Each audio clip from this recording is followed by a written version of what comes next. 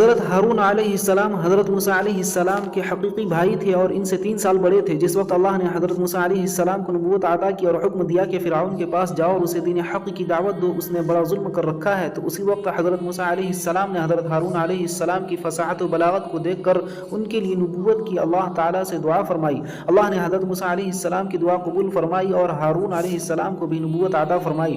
دونوں نے فرعون کو دین کی دعوت دی اور بنی اسرائیل کو فرعون کے ظلم و ستم سے نجات دلائی۔